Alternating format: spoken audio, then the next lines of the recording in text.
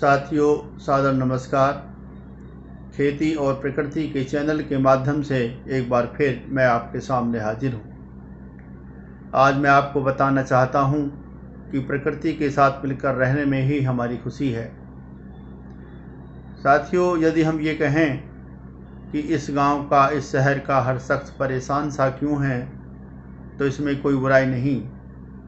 क्योंकि यदि हम अपने किसी पड़ोसी से, किसी रिश्तेदार से, किसी मिलने वाले से उनके परिवार के बारे में, उनकी ज़िंदगी के बारे में मालूम करते हैं, तो वो अपने जवाब में यही बताते हैं कि हमारा ये काम नहीं हुआ, वो काम नहीं हुआ, ये परेशानी है, वो परेशानी है, और उनके चेहरे पे परेशानी साफ झलकती है। साथियों, क्या कभी आपने इस बारे में सोचा है कि हमारे पास धन दौलत है, गाड़ी है, बंगला है, सभी भौतिक सुख साधन हमारे पास मौजूद हैं, लेकिन इसके बावजूद भी हम परेशान हैं? यदि आपने इस बारे में कभी नहीं सोचा है तो एक बार अंतर्मन से आप ज़रूर सोचें, और जब आप अपने अंतर्मन से इस बात को सोचेंगे तो उसका जवाब भी आपको अपने आप में मिल जाएगा। साथियों, पूरी दुनिया के विकास का रास्ता प्रकृति से होकर गुजरता है। हमारी हर परेशानी का, हर समस्या का हल सिर्फ और सिर्फ प्रकृति के पास है।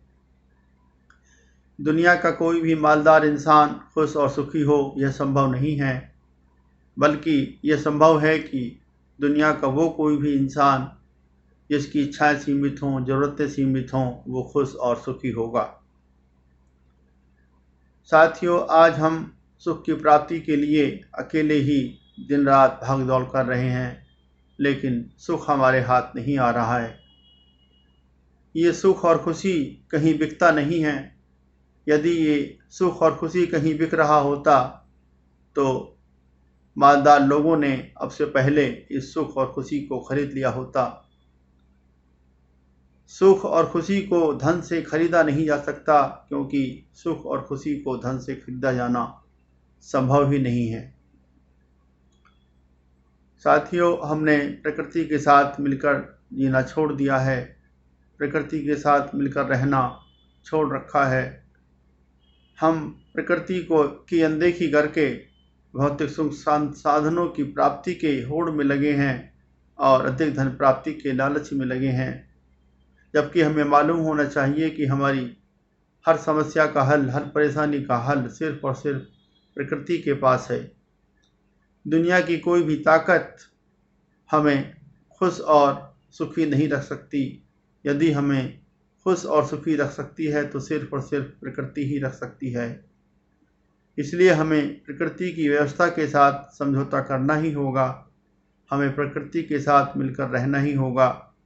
यदि हम प्रकृति के साथ मिलकर रहते हैं तो तभी हमारे जीवन में खुशी और सुख संभव है। साथियों, आखिर में मैं यही कहना चाहूँगा कि ये ज़िंदगी बहुत ही खूबसूरत और बेशकीमती तोहफ़ा है। इसको यूं ही जाया ना करें, न जाने कब ज़िंदगी की शाम हो जाए। अपनी ज़िंदगी के हर पल को, हर लम्हे को खुशी के साथ जिएं। ज़िंदगी को यूं ही ना काटें। अपने लिए, अपने परिवार के लिए, अपने साथियों के लिए, अपनी प्रकृति के लिए, अपनी इंसानियत के लिए, सभी के लिए अच्छा अच्छा सोचें, अपने दिल में अच्छे अच्छे विचार रखें, अच्छे अच्छे काम करें। यदि हम ऐसा करते हैं और अपनी प्रकृति के साथ मिलकर रहते हैं तो हमारे जीवन में हमेशा खुशी और सुख बरकरार रहेगा। धन्यवाद।